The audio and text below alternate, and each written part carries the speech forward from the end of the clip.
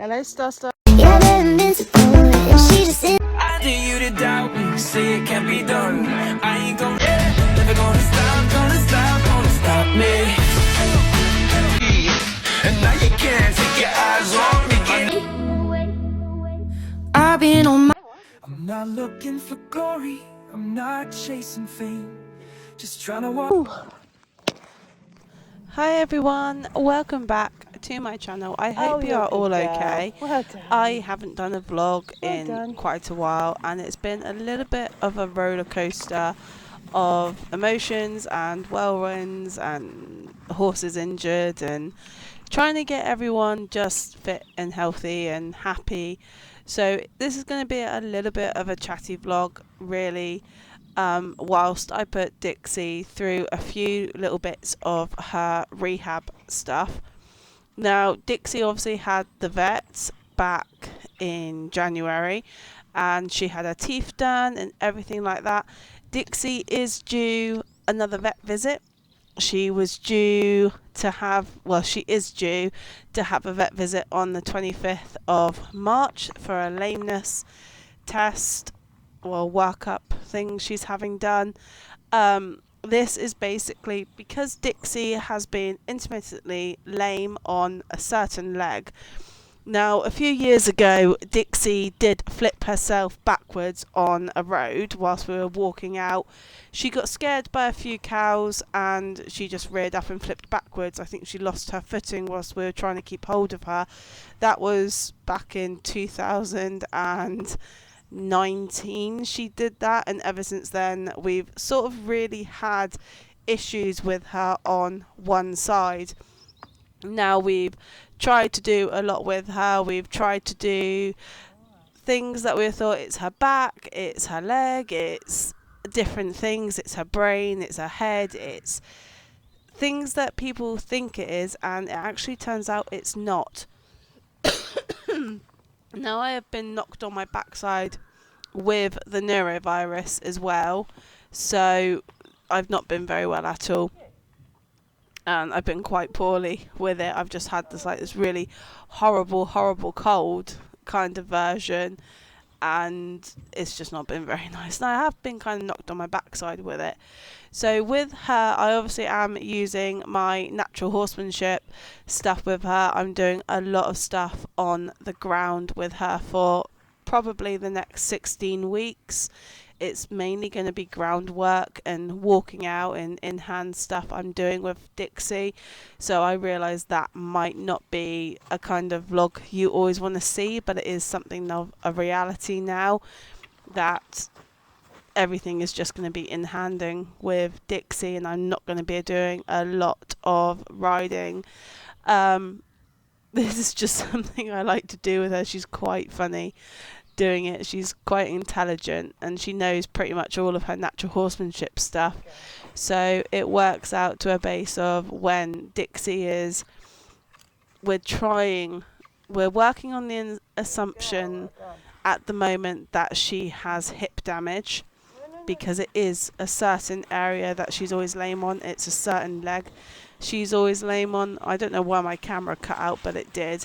So we're using a few techniques with her now to increase the hind end, help rebuild that muscle up slowly. And then obviously on the 25th of March, we're having a deeper investigation into why she is lame, intermittently lame on this leg, the one that's closest to you right now. So we need to work on a few things with her, and by doing this and consulting with our vets and consulting with her chiropractor and her Bowen specialist, all of it now is becoming a bit more of, she is going to be a field ornament, and at the end of the 16 weeks that will determine on what her job role will be, whether or not she's just a babysitter for sometimes or a field companion. It doesn't really matter to me if I never ride her again, however much I'd love to ride her. She is an absolute stunning mare to ride and have just a good time of, especially when she's in that kind of mood to just go out and on the roads and be lovable and happy and all of that. She is absolutely stunning. When she's in a bad mood, it's not always the best, but she is a mare. She is your typical thoroughbred cross warm blood mare. So with her, we're doing a few things. Obviously, with Trix, she's going to be ridden little and often. She's going to be helping me with Apollo by taking Apollo out, because I'm going to ride Trix and lead Apollo off of Tricker to get Apollo used to things. But by having the boss mare there, which is what she's now nicknamed because she keeps putting everyone in her place, yes, it's going to be nice having Trix there. She is an old girl now, but she is the boss. So with Apollo, she won't mess up with Trix. Dixie, however, she might. So yeah, that's what Trick is going to be doing. Apollo is 4 in May, so in April we are actually going to start rebacking her. She's not been fully backed yet. She's done a few little bits here and there, but we are really going to knuckle down and start working with her as well. Little Star Hazel is going to get back on the pony. Now she has her bitless bridle, and she's going to be taking Star out showing this season. I'm hoping to at least get Dixie out to a show, but it depends on what the vets say on the 25th of March. Apollo will be going out, and that will be it. Trix won't be going out showing at all. She's too old, and it blows her brain. So it's just a case of letting Trix be an old girl and enjoy her quieter life through the years. I love you too. Sorry. Coughing fits are not the best. What I'm doing here with Dixie is we're just doing some natural horsemanship before I kind of start asking her to use her back end a little bit. She is using her back end, but not in the way that is beneficial to her. This is just a warm up. This is our first session. Obviously in rehab, she's not 100% sound, as you can probably tell on this video, and she is holding and that hip. So if you watch when she walks, she holds the hip. She doesn't really fully engage the hip, which is where our assumption for hip damage has come from. Just the way she moves really is the thing. A lot of this is going to take an incredibly long time, a lot of investigation. And with her, it's just going to be how Dixie is. And it could possibly be that for a very long time. So, one of the reasons I am doing a very chatty vlog with you guys tonight is this is going up incredibly late. I have sat with a family friend this evening on WhatsApp, and we've done a video phone call, and we have gone through so many books and so many internet stuff on looking at rehab and looking at what we can do to help Dixie, because she's obviously going to be helping me with it. This is a plan that we've kind of come up with. So she's had a horse that she used to own. I keep going to call it he passed away. No, sorry guys. She passed away a few years ago, and her horse had hip damage worse than what Dixie had. Now, she had come from an incredibly bad background. She was my friend's rescue. Obviously, she's asked me not to name her on my vlog, so that's why she's not being named. But she had a horse a little bit like Dixie. It wasn't a thoroughbred cross warm blood. This was a cob cross warm blood or something like that she had. And she came from a background that wasn't very good. But she also had a hip damage similar to what we think Dixie has, and it took her up to a year and a half to get that horse even rideable. Now Dixie is 11. Dixie is younger than what my friend's horse was when she came and started all this. I think Dixie is 11 and what was sorry, my brain's gone blank. Ariel, it sounds like Ariel, but it's not. It's Ariel, was 18. and it became a kind of case where she spent this year and a half, she was literally doing every other day. Now, she wasn't as lucky as we are. We have a nice big school. She actually just had a field with her stables on. She does still have horses. But obviously the horse that started it all, Ariel, was she was the most amazing, lovely horse. She was beautiful, but riding her, the way she used to ride is exactly like Dixie. Hence the reason my brain kind of went, hang on a second, I know someone that had hip damage with their horse, so I'm going to get in contact with them and speak to them. And we've spent the last five hours on the phone with each other in multiple phone calls, because my phone would cut off after 2 hours, and she was like, your phone cut off again, it's my turn to phone you. So that was that. We were talking quite a bit, and she really helped me figure out, obviously because she didn't have a school, she had a field. What she did, which I think I can actually implement here with Dixie, is she did one day where she used the flattest part of her field to use sidestepping over the school, building up a little bit of trot in the circle, engaging and disengaging the hindquarters.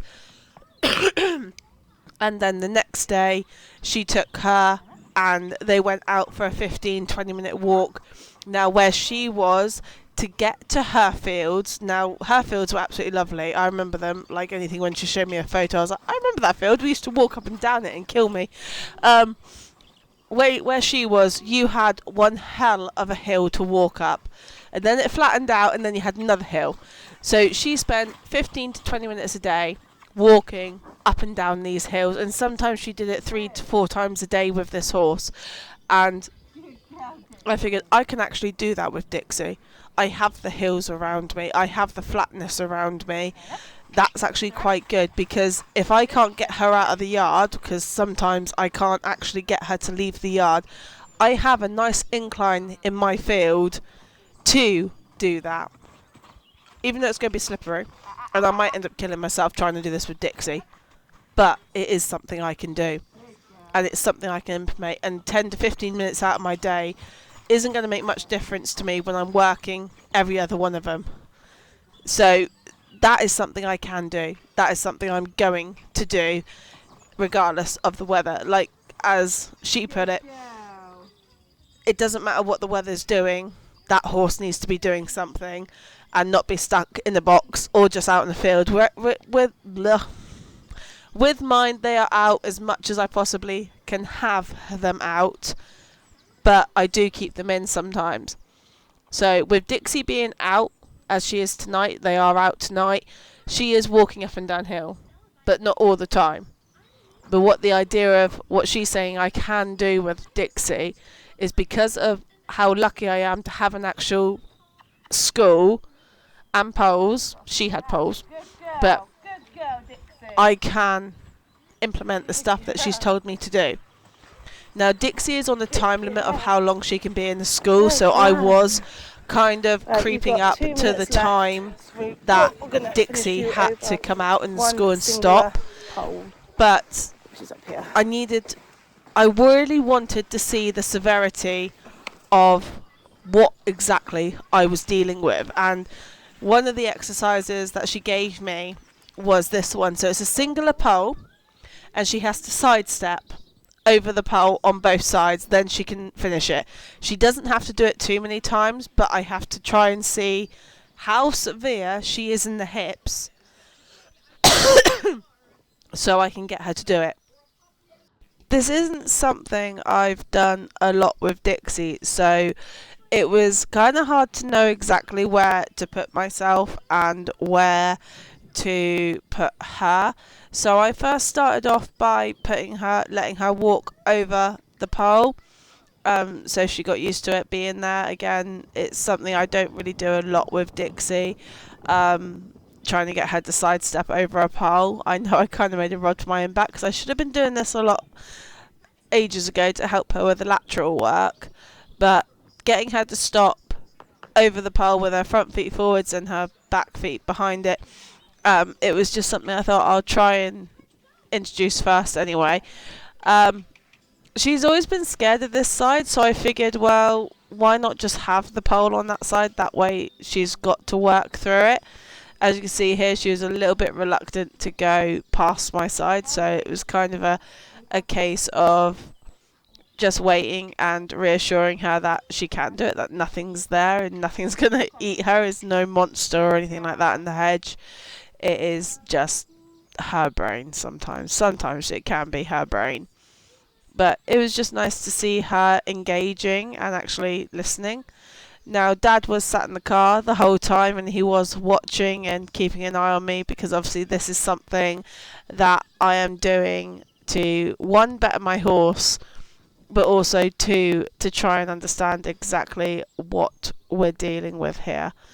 And this is where watching her, trying to understand what I was asking out of her, and see that she couldn't actually get that hind leg fully underneath her to fully cross, it really did strengthen my thinking that something is wrong with that hip. She does drag it when she sidesteps over, so it does confirm that there is something, an issue there. It's not the actual leg, this is the hip that we're dealing with. Do you mind? Sorry, Hazel sat behind me and she's just tooted. I don't really want to say what it means, Hazel. So what you're going to see here is sort of me trying to place her how I think she should be placed. Hazel, stop it, please. Pain in the backside.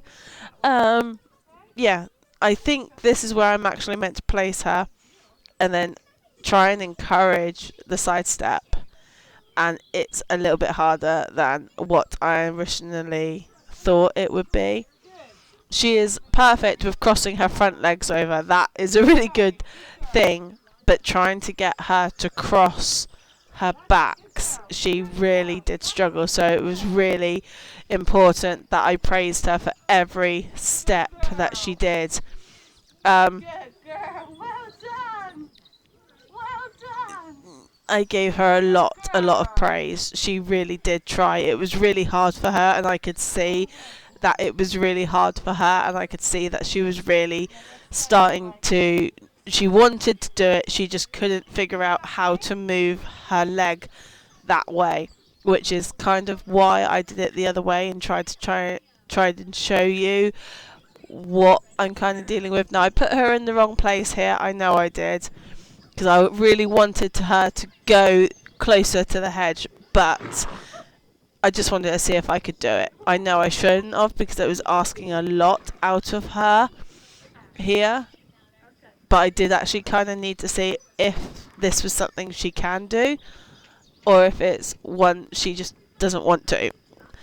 So trying to get her to go towards the fencing didn't work. As you can see, she's getting a bit, no, I'm not going there. Which is fine, but I did try and just give her a little bit of more of a push to just see, you can do it. There is nothing scary there. But we did have a bit of a conversation with her, and I was kind of having that conversation with her that we can do it. It's not really going to kill us. But yeah, as you'll see here, really nice conversation that we can do it. Yeah, one step over. That's literally all I got, was one step, though I left it at that. Well, on that, trying to do her towards the fencing, I left it on that. She just couldn't, and she wasn't going to, and even though she gave me that one tiniest bit of a step, that was good enough. What I was trying to do there wasn't to push her forwards, it was trying to get her to unlock herself, because when she's on my hand, it almost feels like she locks herself up. So I was trying to get her to unlock, but because she was getting more tighter, it wasn't the case of Charlie me pushing. This was the case of, because I just seen something at the corner of my eye with that back leg, and I needed to try and figure out if I can unlock her myself without having to shout for Dad to come down to me, which I did do. I did unlock her in the end. It took me a few times to unlock her, but we did unlock her in the end. So, yes, it's a long road. It's a long road of me trying to figure out what's going on with my mare. As many of you are aware, if you've been following me from the beginning that I started this vlogging sort of session when I first started on Instagram, then I've moved to YouTube. If you've followed me from the very beginning, thank you guys so much for following me throughout the whole entire process of owning horses over the last nearly 11 years. I've been vlogging for 3, because it would be, yeah, I've been vlogging for 3 years, and this was, it's just something I've always had to deal with.